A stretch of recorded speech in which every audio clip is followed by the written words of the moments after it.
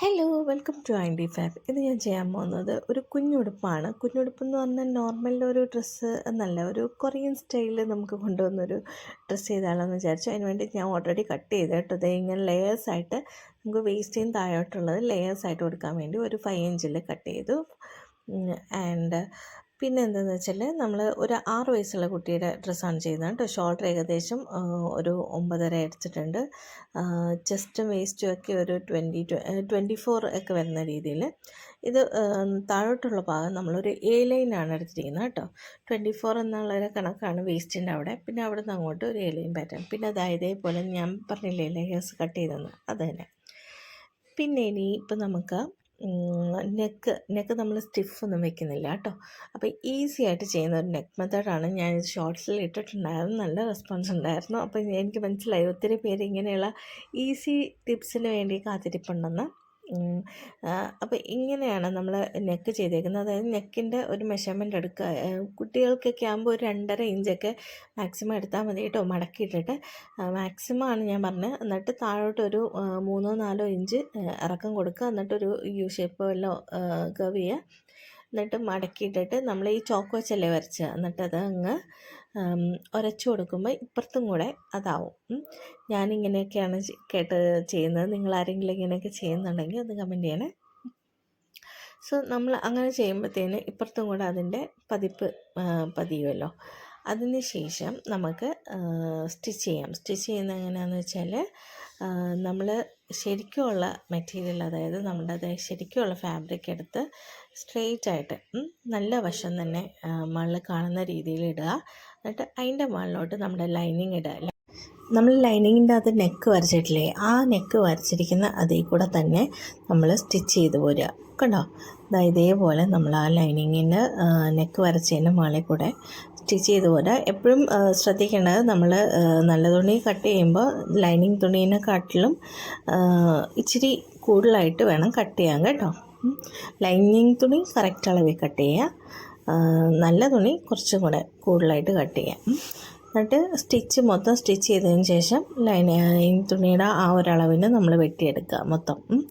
എന്നിട്ട് നെക്ക് നമ്മൾ സ്റ്റിച്ച് ചെയ്ത് കഴിഞ്ഞിട്ട് ബാക്കിയുള്ള ആകത്തെ ഭാഗം നമ്മൾ കട്ട് ചെയ്ത് കളയാണ്. ഒരു 1/2 ഇഞ്ച് വെച്ചിട്ട് വേണം കട്ട് ചെയ്ത് കളയാൻ. അതിന് ശേഷം നമ്മളിങ്ങനെ ഉണ്ടല്ലോ, സൈഡിലൊന്ന് ഇങ്ങനെ ഒന്ന് ചരിച്ച് കട്ട് ചെയ്ത് കൊടുക്കുക. നിങ്ങൾക്ക് മിക്കവർക്കും അറിയാമായിരിക്കും, നമുക്കൊന്ന് തിരിഞ്ഞ് കിട്ടാൻ വേണ്ടി, അവിടെ ഒരു ടൈറ്റ്നെസ് വരാതെ ചുളിവാതിരിക്കാൻ വേണ്ടിയിട്ടാണ്. അപ്പോൾ ഇങ്ങനെ സൈഡ് കട്ട് ചെയ്ത് കൊടുക്കുക. അങ്ങനെ കട്ട് ചെയ്ത് കൊടുക്കുമ്പോൾ നമ്മൾ സ്റ്റിച്ച് ചെയ്താൽ നൂല് കട്ട് ചെയ്യരുത് കേട്ടോ. നമ്മൾ സ്ക്വയർ നെക്കൊക്കെ ചെയ്യുമ്പോൾ അതിൻ്റെ കോർണേഴ്സും ഒക്കെ കട്ട് ചെയ്ത് കൊടുക്കുക. ഇതിപ്പോൾ നമ്മൾ യു നെക്ക് ആയതുകൊണ്ട് വലിയ കുഴപ്പമൊന്നുമില്ല, എങ്കിലും ജസ്റ്റ് ഒന്ന് കട്ട് ചെയ്ത് കൊടുക്കാം. എന്നിട്ട് ഇങ്ങനെ മറിച്ച് വയ്ക്കുക. നമ്മുടെ ക്യാമറയിൽ എന്തൊക്കെയോ ഇഷ്യൂസ് ഇടയ്ക്ക് വരുന്നുണ്ട് കേട്ടോ, സോറി അതിന്.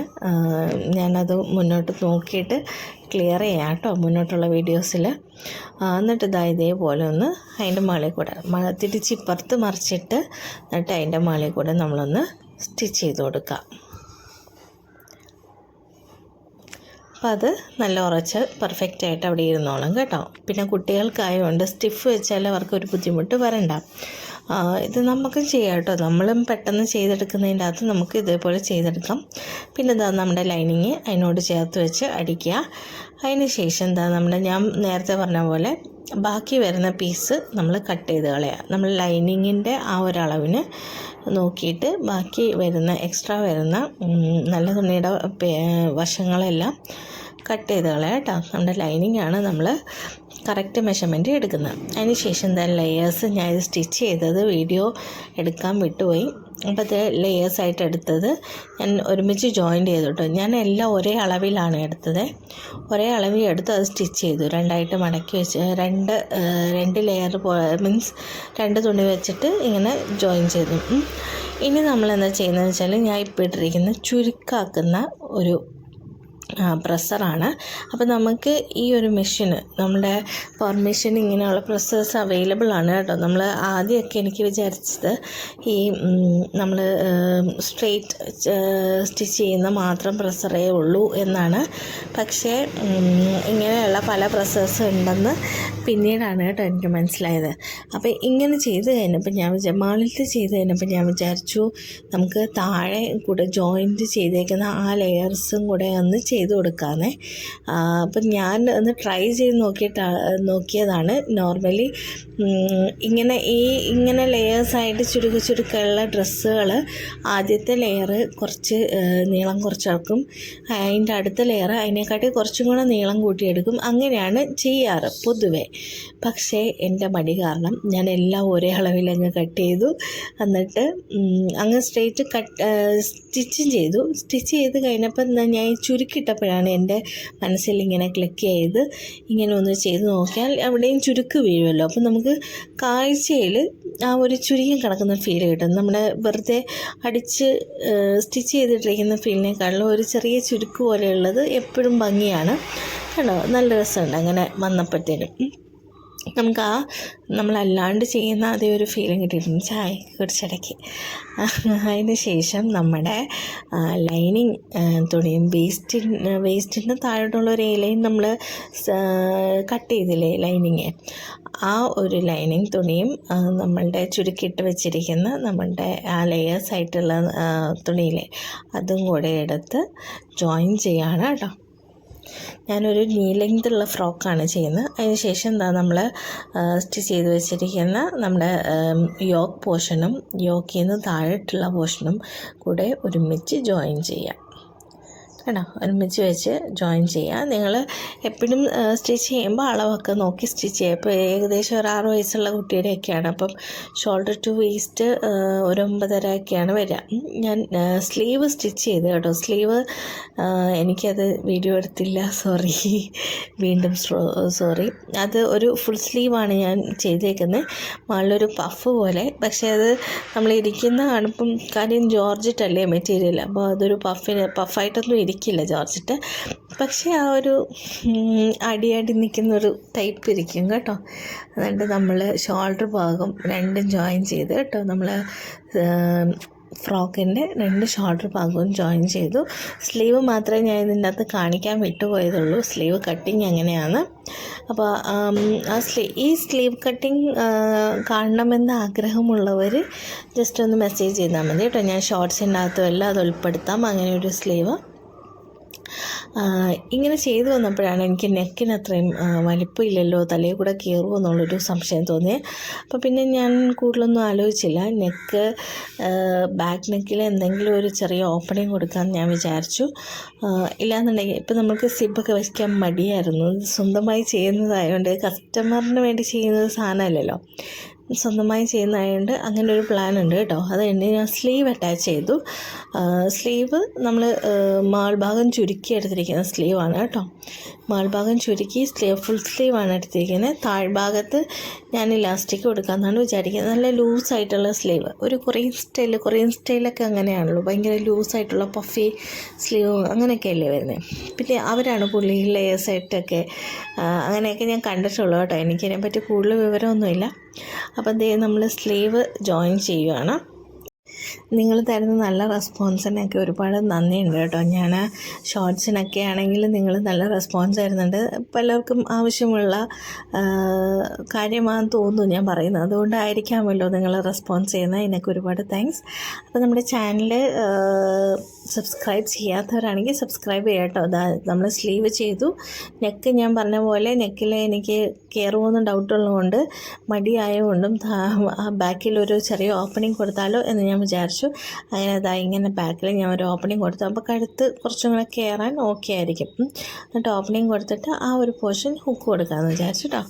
അങ്ങനെ സെറ്റ് ചെയ്തിട്ടുണ്ട്. അതിന് ശേഷം നമ്മൾ സ്ലീവ് താഴ്ഭാഗം ഇങ്ങനെ മടക്കി അടിക്കുകയാണ്. ഇലാസ്റ്റിക് കയറ്റാൻ ഭാഗത്തിന് ഒന്ന് മടക്കി അടിക്കുക. എന്നിട്ട് ഇലാസ്റ്റിക് ഞാൻ ഒരു കൈവണ്ണം ഒരു 6 എടുത്തിരിക്കുന്നത് കേട്ടോ. 6ൻ്റെ ആ ഒരു കൈവണ്ണം ഒത്തിരി ടൈറ്റായിട്ടിരിക്കരുത്, എന്നാൽ മുറുകിയിരിക്കാൻ പാടില്ല. കറക്റ്റ് കൈവണ്ണമാണ് ഞാൻ എടുത്തേക്കുന്നത് ഇലാസ്റ്റിക്. കാര്യം ഒത്തിരി ടൈറ്റായിട്ടിരുന്നാൽ ഭംഗി ഉണ്ടാവില്ല. എന്നാൽ ഓൾറെഡി നമ്മൾ സ്ലീവ് തുണി നമുക്ക് കൂടുതലുള്ളതുകൊണ്ട് 6 ഇഞ്ച് എടുത്തിരിക്കുന്നതുകൊണ്ടും 6 ഇഞ്ച് നമ്മൾ ഇലാസ്റ്റിക് എടുത്തിരിക്കുന്നതുകൊണ്ടും നമുക്കെന്താ ചുരുങ്ങി കിടന്നോളും.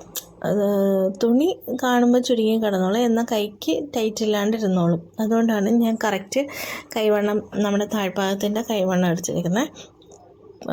എന്നിട്ട് ഇങ്ങനെ അകത്തോട്ട് കയറ്റി അടുത്തോട്ട് കയറ്റിയിട്ടുള്ള അതിൻ്റെ ഒരു സൈഡ് ഞാനിങ്ങനെ അടിച്ചു കൊടുത്തു. എന്നിട്ട് അപ്പുറത്തെ സൈഡിലോട്ട് ഇങ്ങനെ വലിച്ചെടുത്തു കേട്ടോ.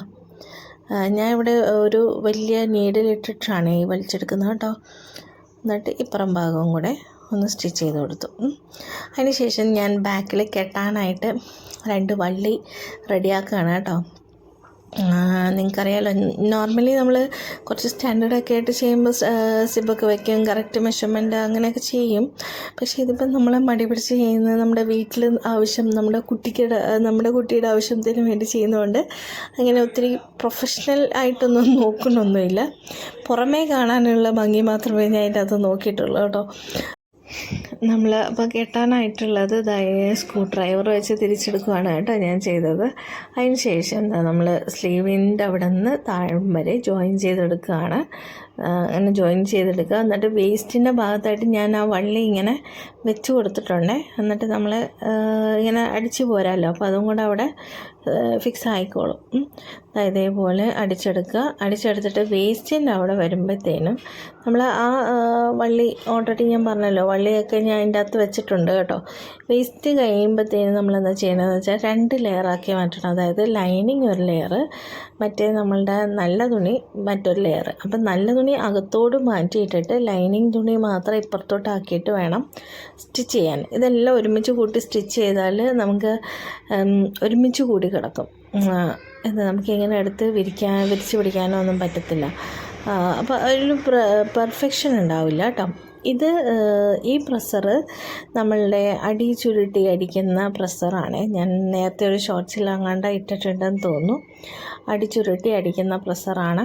അപ്പം നമ്മളുടെ താഴ്ഭാഗം ചുരുട്ടി അടിക്കാനാണ് കേട്ടോ. നമ്മൾ ജോയിൻ ചെയ്യുമ്പോൾ ചെറിയ ഏറ്റവും കുറവൊക്കെ ഉണ്ടാവും. ആ ഏരിയ മാത്രം ജസ്റ്റ് ഒന്ന് കട്ട് ചെയ്ത് ഇപ്പം ഞാൻ ചെയ്ത പോലെ കൊടുക്കുക കേട്ടോ.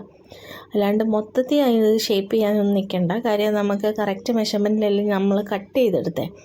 അതുകൊണ്ട് കണ്ടോ, ഈ ഒരു പ്രസ്സർ കൊണ്ട് നമ്മൾ സ്റ്റിച്ച് ചെയ്യുമ്പോൾ നമ്മൾ ഇൻ്റർലോക്ക് ചെയ്ത പോലത്തെ അതേ ഫീല് കിട്ടും.